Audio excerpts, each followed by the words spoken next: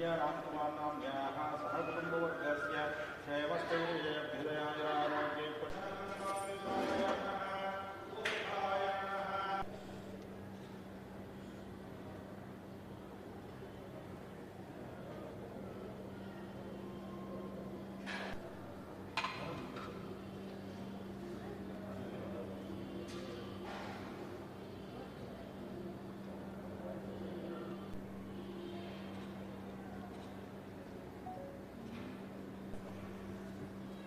शतमानं भवति शतायुः पुरुषशतेन्द्रियः आयुष्येवेन्द्रिये प्रतिष्ठति सन्त्वासिञ्चामि यच्छ प्रजामायुर्धञ्चादीर्घमायुः समस्तसन्मङ्गलानि भवन्तु इष्टार्थसिद्धिरस्तु आयुष्यमस्तु आरोग्यमस्तु दीर्घमायुः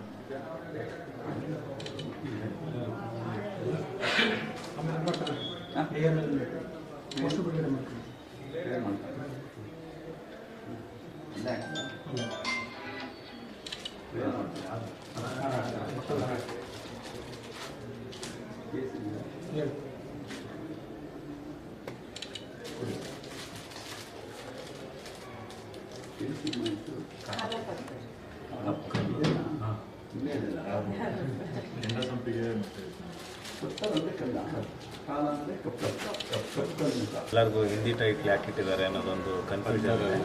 ಪತ್ತರ್ ಅಂದರೆ ಕಪ್ಪು ಕಲ್ಲು ಅಂತ, ಕಪ್ಪು ಕಲ್ಲು ಅಂತ ಇಡ್ಬೋದಾಗಿತ್ತು. ಆದರೆ ಸಿನಿಮಾದ ಒಂದು ಪಾತ್ರ ಅದರ ನೇಮ್ನ ಹೇಳುತ್ತೆ, ನಾರ್ತ್ ಇಂಡಿಯಾದವನು, ಅದರಿಂದ ಕಾಲಪತ್ತರ್ ಅಂತ ಇಟ್ಟಿದ್ದೀವಿ. ಇದು ಒಬ್ಬ ಸೈನಿಕನ ಪರ್ಸ್ನಲ್ ಲೈಫಿನ ಕತೆ, ಒಂದು ವಿಶೇಷವಾದಂತಹ ಕತೆ ಅಂತ ಹೇಳಕ್ಕೆ ಇಷ್ಟಪಡ್ತೀನಿ. ಧನ್ಯ ರಾಮ್ಕುಮಾರ್ ಅವರು ಒಂದು ಟೀಚರ್ ಪಾತ್ರ ಮಾಡಿದ್ದಾರೆ, ಗಂಗಾ ಅನ್ನೋ ಕ್ಯಾರೆಕ್ಟರ್ಗೆ. ಇಡೀ ಚಿತ್ರೀಕರಣ ಹಿಮಾಲಯದಲ್ಲಿ, ಹಾಗೆ ರಾಜಸ್ಥಾನಲ್ಲಿ ಮತ್ತು ಬಿಜಾಪುರದ ಜೈನಪುರದಲ್ಲಿ ಶೂಟ್ ಆಗಿದೆ. 45 ದಿನಗಳ ಚಿತ್ರೀಕರಣ ಮುಗಿಸಿದ್ದೀವಿ. 5 ಸಾಂಗ್ ಇದೆ, 3 ಆ್ಯಕ್ಷನ್ ದೃಶ್ಯಗಳಿವೆ. ಒಂದು ಉತ್ತಮವಾದಂಥ ಸಂದೇಶ ಇರುವಂಥ ಚಿತ್ರ ಮಾಡಿದ್ದೀವಿ. ಅದು ಭಾಳ ಖುಷಿ ಇದೆ. ಆಮೇಲೆ ಇಲ್ಲಿ ಬಂದು ಸ್ವಾಮಿಗಳ ಆಶೀರ್ವಾದ ಪಡಿತಾ ಇರೋದು ಭಾಳ ನಮಗೆ ಒಂದು ಬೆನ್ನೆಲುಬಾಗಿ ನಿಲ್ತಾರೆ ಅನ್ನೋ ಒಂದು ಆಶೀರ್ವಾದ ಇದೆ. ಏನು ಮೆಸೇಜ್ ಇದೆ? ಮೆಸೇಜ್ ಅಂತ ಏನಿಲ್ಲ ಅಣ್ಣ, ಅದರಲ್ಲಿ ಸಿನಿಮಾ ನೋಡಿದ ಮೇಲೆ ಅವ್ರಿಗೆ ಅದನ್ನು ಯಾವ್ಯಾವ ರೀತಿಯಲ್ಲಿ ಅರ್ಥ ಮಾಡ್ಕೋತಾರಲ್ಲ, ಅದೇ ಮೆಸೇಜ್ ಆಗಿ ಕನ್ವರ್ಟ್ ಆಗುತ್ತೆ.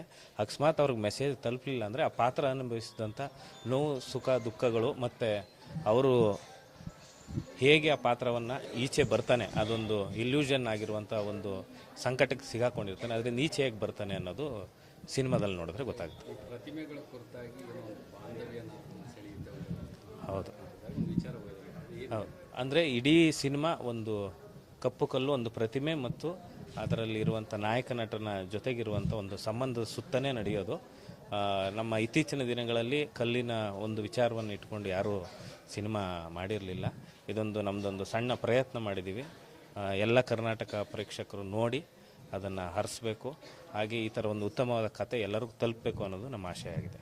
ನೀವು ಹಿಂದೆ ಈಗ ಆಲ್ರೆಡಿ 1-2 ಸಿನಿಮಾಗಳನ್ನು ನೀವು ಮಾಡಿದ್ದೀವಿ, ಕೂಡ ಒಂದು ಒಳ್ಳೆ ಉತ್ತಮವಾದಂಥ ಕಥೆಗಳನ್ನು ಆಯ್ಕೆ ಮಾಡಿ, ಈ ಕಥೆ ಆಯ್ಕೆಯಲ್ಲಿ ಅಂದರೆ ನಾನು ಬೇಸಿಕಲಿ ನಿರ್ದೇಶಕ ಆಗಬೇಕು ಅಂತ ಚಿತ್ರರಂಗಕ್ಕೆ ಬಂದ ಕಾರಣದಿಂದ, ನಮ್ಮದು ಯಾವುದೇ ದೊಡ್ಡ ಬ್ಯಾಕ್ಗ್ರೌಂಡ್ ಇಲ್ಲದ ಕಾರಣ ನಾನು ಕಥೆಯನ್ನೇ ನಂಬಿ ಸಿನಿಮಾ ಮಾಡೋನಾಗಿರೋದ್ರಿಂದ ಕಥೆಯನ್ನೇ ನಂಬಿ ಈ ಸಿನಿಮಾನೂ ಮಾಡಿದ್ದೀನಿ. ಇದರಲ್ಲೂ ಒಂದು ಹೊಸ ಅನುಭವವನ್ನು ನನ್ನ ಕೆಂಡಸಂಪಿಗೆ ಕಾಲೇಜ್ ಕುಮಾರದಲ್ಲಿ ಹೇಗೆ ಅನುಭವ ಪಡೆದ್ರು ಅದೇ ಥರ ಈ ಸಿನಿಮಾದಲ್ಲೂ ಒಂದು ಉತ್ತಮವಾದ ಅನುಭವ ಸಿಗುತ್ತೆ ಎಲ್ಲರಿಗೂ ಅಂತ ಹೇಳಕ್ಕೆ ಇಷ್ಟಪಡ್ತೇನೆ.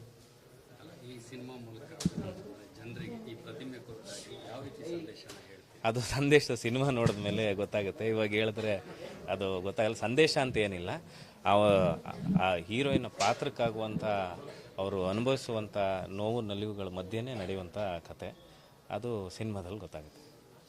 ಪ್ರೇಕ್ಷಕರಿಗೆ ನೀವು ಏನಂತ ಹೇಳಿ? ಪ್ರೇಕ್ಷಕರಿಗೇನೂ ಇಲ್ಲ, ನಮ್ಮ ಕೆಂಡಸಂಪಿಗೆ ಮತ್ತು ಕಾಲೇಜ್ ಕುಮಾರ ಹೇಗೆ ನೋಡಿ ನಮ್ಮನ್ನು ಹರಿಸಿದ್ರಿ ಅದೇ ರೀತಿ ಇದು ಒಂದು ಹೊಸ ಕಥೆಯ ಅಂದರೆ ಇರುವಂಥ ಚಿತ್ರ. ದಯವಿಟ್ಟು ಎಲ್ಲರೂ ಚಿತ್ರಮಂದಿರಕ್ಕೆ ಬಂದು ನೋಡಿ ಹರಿಸಿ ಅಂತ ಕೇಳ್ಕೊತಾ ಇದ್ದೀನಿ. ಸೆಪ್ಟೆಂಬರ್ 13ನೇ ತಾರೀಕು ಬಿಡುಗಡೆ ಆಗ್ತಾ ಇದೆ.